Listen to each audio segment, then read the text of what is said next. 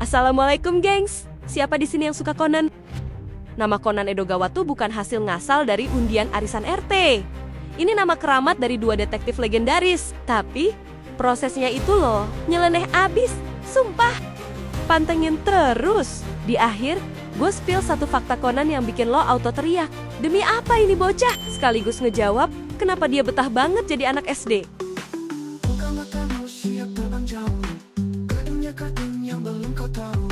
Fakta misteri cerita absurd semua terungkap di dunia kartun Uncover.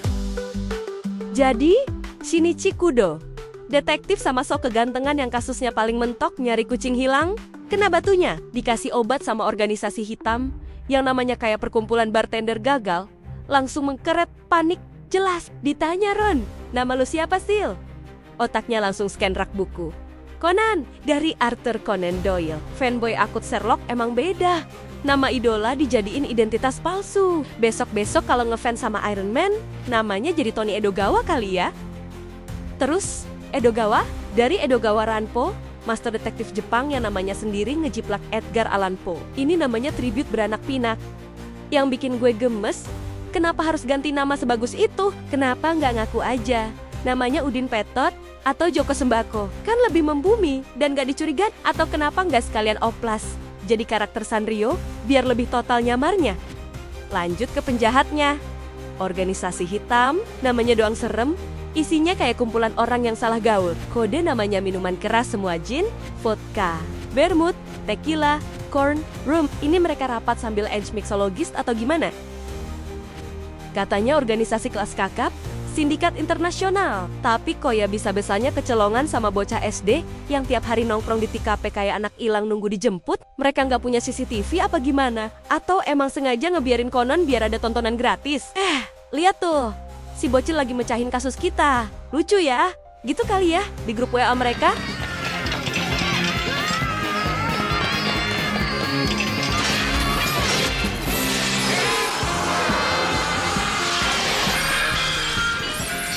Terutama duo ikonik, Gin, si rambut gondrong yang kayaknya keramas pakai air comberan, sama Vodka, yang badannya gede tapi otaknya seiprit. Mereka yang bikin Shinichi jadi bocil, harusnya kan paling apal muka target. Ini ketemu Conan, cuek aja, nggak ada tuh loh. Kok ini bocah mukanya familiar versi mini ya? Apa karena Conan pakai kacamata? Kacamata hitam fashion paling ampuh buat tipu-tipu abad ini. Superman aja minder. Ini dia favorit gue, Conan itu kan Shinichi. Omong puber telat yang kejebak di badan bocah 7 tahun. Bayangin deritanya, tiap hari serumah sama Ron Mori, cewek idaman dari zaman zigot, yang kadang bajunya suka bikin adem panas. Dia kudu akting polos, padahal otaknya lagi kalkulasi sudut pandang terbaik. Pikirannya udah, ya Allah, Rani-chan, auratmu. Tapi mulutnya, Rani-chan, Conan mau bobo bareng. Ini level pengendalian diri dewa? Atau emang udah pasrah aja? Kalau gue jadi dia, mungkin udah ada spin-off berjudul Detektif Hilaf. Untung imannya setebal kamus Oxford. Mandi bareng Ron? Oke, kultur Jepang. Tapi ini Shinichi Kudo loh. Otaknya udah penuh TKP, darah, dan ya hal-hal yang bikin otaknya traveling. Itu pas adegan mandi, dia lagi mikirin cara nangkep penjahat, atau lagi nahan biar adik kecilnya gak ikut-ikutan antusias mecahin kasus juga. Sumpah, ini plot hole terbesar. Dan jangan lupa, jurus andalannya. Conan kan anak kecil, gak ngerti apa-apa. Padahal otaknya liciknya ngalahin koruptor, playing victim sambil ngatur strategi biar Kogoro Mori kelihatan pintar. Ini bocah apa sutradara sinetron azab sih? Jago bener bikin drama. Mari kita beri standing ovation buat kepolisian BIK. Kenapa? Karena cuma di sini polisi bisa dibungin anak kecil tiap hari. Inspektur Magyar dan kroni-kroninya ini kayaknya pas tes masuk polisi. Soalnya cuma sebutkan 5 perbedaan antara petunjuk dan permen. Coba pikir, tiap ada pembunuhan, siapa yang ujuk-ujuk muncul? Conan, bocah, yang kebetulan selalu nemu petunjuk kunci. Polisi nggak ada yang nanya. Dek, kamu cenayang apa gimana? Kok tahu semua? Enggak. Malah, wah, hebat kamu nak Conan. Mau coklat? Ini mau mecahin kasus apa? Mau bagi-bagi sembako, Pak Polisi? Dan sang legenda hidup, Kogoro Mori, detektif tidur. Satu-satunya detektif di dunia yang jadi pinter kalau lagi molor. Tiap kasus, polanya sama. Kogoro sok tahu, Kogoro salah, Kogoro ngantuk, Kogoro tidur, Kogoro ceramah pakai suara Conan. Dan semua orang percaya kayak denger wahyu. Polisi-polisi itu kayaknya udah sepakat. Wah, Pak Kogoro lagi kerasukan arwah leluhur detektif. Jangan diganggu. Gak ada yang ngeh. Lo kok suaranya jadi cempreng kayak bocah belum sunat? Gak ada. Semua melongo kagum. Kalau Kogoro pas tidur ngigo mesen nasi padang, sambil nyebut nama pelaku juga kayaknya mereka tetap percaya. Itu pasti kode dari alam gaib. Kogoro ini sebenarnya beban apa aset sih? Sebelum ada Conan, paling kasusnya nyari kunci motor hilang. Pas ada Conan, jadi detektif terkenal. Conan kerja rodi, Kogoro dapat royalti buat foya-foya di klub malam yang ujung-ujungnya mabok dan bikin masalah lagi.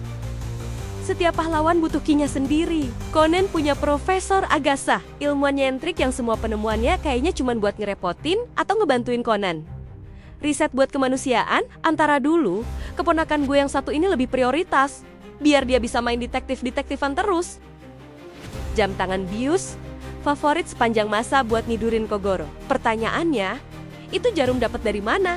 Belinya di pasar ular, dosisnya gimana? Kalau kelebihan, Kogoro bisa jadi sleeping beauty beneran. Nunggu dicium Pangeran Takagi baru bangun. Dan kenapa Kogoro doang? Sepatu super kick. Nendang bola bisa bikin tiang gawang patah. Ini sepatu apa kaki Hulk versi mini? Kok nggak ada yang mikir? Ini bocah sarapan apaan bisa sekuat itu? Bolanya juga aneh. Bisa melengkung kayak di Shaolin Soccer. Dasi kupu-kupu pengubah suara, the most ridiculous yet effective gadget. Bocah SD bisa niruin suara dari kakek-kakek sampai tante girang cuma modal dasi. Dan gak ada satu orang pun yang sadar kalau suara Kogoro itu datangnya dari bawah meja atau belakang pintu. Kacamata pelacak dan penyadap plus antena teleskopik. Canggih sih, tapi modelnya ya ampun. Kayak kacamata tukang patri keliling. Shinichi kan stylenya udah kayak model majalah remaja. Masa pas jadi Conan, seleranya jadi kayak bapak-bapak mau kondangan. Fakta paling nyesek sekaligus bikin ngakak. Conan Edogawa itu anak SD paling awet di planet ini.